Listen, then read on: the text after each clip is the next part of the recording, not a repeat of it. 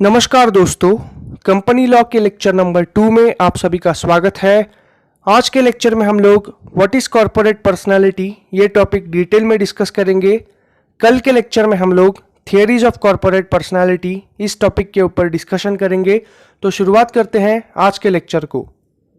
Corporate personality का आसान भाषा में मतलब ये है कि कंपनी का जो लीगल एग्जिस्टेंस है वो अपने प्रमोटर्स से, ओनर्स से, मेंबर्स से, शेयर होल्डर्स से, एम्प्लॉइज से अलग रहेगा।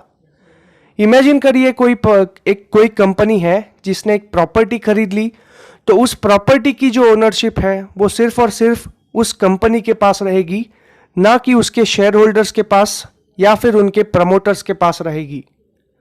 अभी हम लोग कॉर्पोरेट का मतलब समझते हैं। कॉर्पोरेट ये जो वर्ड है ये पहले लैटिन शब्द से ओरिजिनेट हुआ था जिसका नाम है कॉर्पस। कॉर्पोरेशन का मतलब है कॉर्पस जूरिस, यानी एक ऐसी एंटिटी जिसे लॉ एक पर्सन की तरह ट्रीट करता है। अभी पर्सनालिटी का मतलब हम लोग समझते हैं। पर्सनालिटी को हम लोग हिंदी में कहते हैं एक व्यक्ति का व्यक्तिमत्व। जैसे हम लोग महेंद्र सिंह धोनी को कैप्टन कूल कहते हैं, अमिताभ बच्चन को हम लोग एंग्री यंग मैन बोलते हैं, तो ये उनकी पर्सनालिटी है जो हम लोग इमेजिन करते हैं। तो पर्सनैलिटी जो है वो एक नेचुरल ह्यूमन बीइंग का फीचर है, और कॉर्पोरेट पर्सनैलिटी अपने आप में एक ऑक्सीमोरॉन है, यानी जिसे हम लोग मराठी में विरोधाभास कहते हैं। कॉर्पोरेट पर्सनैलिटी का मतलब सिर्फ इतना है कि एक कंपनी का एग्जिस्टेंस उसके ओनर से या फिर मेंबर्स से अलग है। अभी हम लोग देखते हैं कि आपको एग्जाम में क्या लिखना है। What is a corporate personality? The word personality is derive from the Latin word persona. इस वर्ड को नोट कर लो, पर्सोना आपको एमसीक्यू में ये निकल कर आ सकता है। Personality means the characteristics which are particularly possessed by a human being. Personality is a feature of natural human being. Person means any person, whether incorporated or not, whom law regards as capable of having rights and duties. देखिए, corporation को हम लोग कहते हैं artificial legal person. Corporation के भी अपने कुछ राइट्स और ड्यूटीज होती है, और ये हम लोग आने वाले लेक्चर्स में देखेंगे कॉरपोरेशन के राइट्स और ड्यूटीज क्या है। तो कॉरपोरेशन का फिलहाल आप लोग सिर्फ एक ही राइट देख लो। कॉरपोरेशन अपने ओनर्स को, मेंबर्स को, एम्प्लॉइज को अपने नाम से सू कर सकता है, यानी उसके खिलाफ एक सिविल सूट फाइल कर सकता है। और कॉरपोरेशन के एम्प्लॉइज भी, ओनर्स भी, प्रमोटर्स भी अपने कॉरपोरेशन के खिलाफ सिविल सूट फाइल कर सकते हैं। Now corporate personality means corporation is separate from owners, members, promoters, shareholders, employees in the eyes of law. बाकी कुछ नहीं, सिर्फ इतना ही है corporate personality कि एक कंपनी और उसके members अलग अलग है।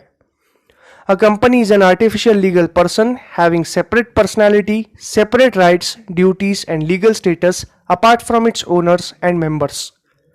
मैं आपको एक hypothetical example देता हूं। Imagine करिए आपने अपने किसी पार्टनर के साथ मिलकर एक प्राइवेट लिमिटेड कंपनी स्थापन कर दी।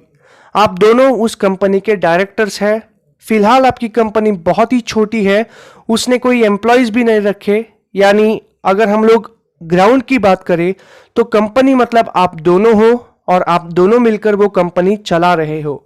लेकिन in the eyes of law there are total 3 persons. आप दोनों नेचुरल पर्सन हो और कंपनी एक आर्टिफिशियल लीगल पर्सन है, और आप दोनों नेचुरल पर्सन उस प्राइवेट लिमिटेड कंपनी के डायरेक्टर हो।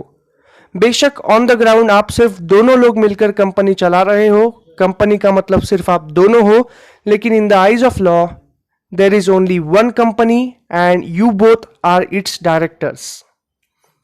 आप अपने ही कंपनी के खिलाफ सूट फाइल कर सकते हो और कंपनी भी आपके खिलाफ सूट फाइल कर सकती है। कंपनी ऑफ कोर्स अपने डायरेक्टर्स के थ्रू ही काम करती है, तो अगर आपके पार्टनर ने आपके खिलाफ सूट फाइल कर दिया थ्रू योर कंपनी, तो ऐसा माना जाएगा कि आपकी कंपनी ने आप ही के खिलाफ एक सूट फाइल कर दिया।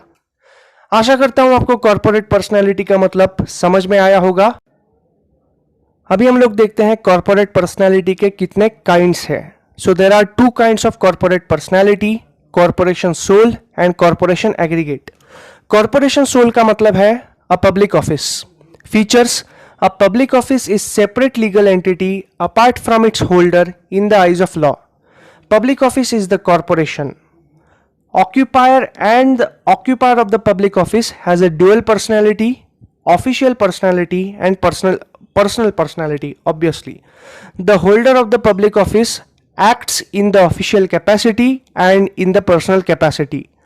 Properties occupied or purchased by the holder of the office by official money is the property of office, and the property purchased by him by its personal money is his personal property. Example president of India, जो मैंने अभी आपको कहा corporation soul, इसका सबसे आसान example है president of India.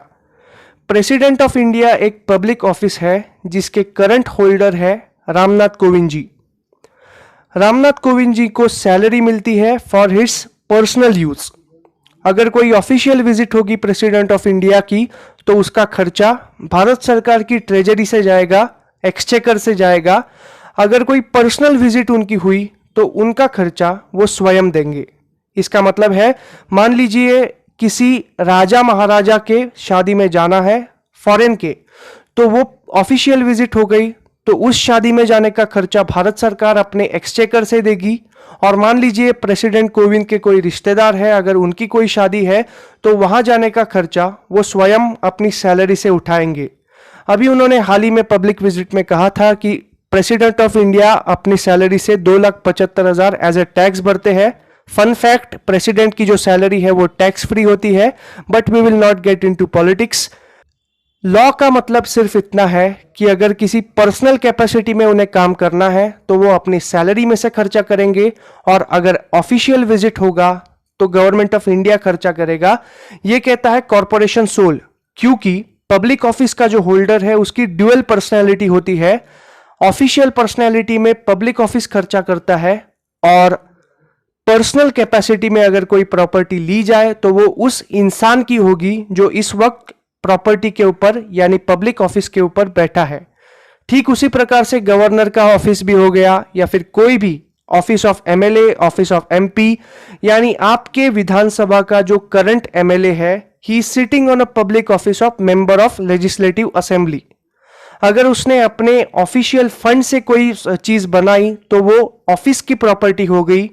अगर उसने अपने पर्सनल फंड का इस्तेमाल करके कोई प्रॉपर्टी बनाई तो वो उसकी प्रॉपर्टी हो गई एज अ पर्सन। मेरे ख्याल से आपको कॉरपोरेशन सोल का मतलब समझ में आया होगा। अभी हम लोग देखते हैं कॉरपोरेशन एग्रीगेट का मतलब क्या है। सबसे पहले हम लोग इसके फीचर्स देखते हैं। A group of individual come together and collectively incorporate a company. They create a company so that the common interest may be dealt with more convenience. Under the normal circumstances, every member of company has limited liability up to the unpaid amount of shares held by a person in that company. The corporation has separate personality, separate status, rights, duties and functions, etc. The company can own, control and manage its assets and liabilities. However, in the case of fraud or unlawful activities committed in the company, the court of law has a power to lift the corporate wheel of the company. इसका मतलब है corporation aggregate का मतलब है लोग एक साथ आकर कुछ पैसे कंट्रीब्यूट कर एक कंपनी को एस्टैब्लिश कर सकते हैं, and in the eyes of law a new person is created. मैंने आपको इस लेक्चर के शुरुआत में एक एग्जांपल दिया था। इमेजिन करिए आपने और आपके किसी दोस्त ने या फिर पार्टनर ने एक साथ मिलकर कोई पैसे कंट्रीब्यूट करके एबीसी लिमिटेड नाम की कंपनी इनकॉर्पोरेट कर दी। तो in the eyes of law there are 3 person, you, your partner and the company.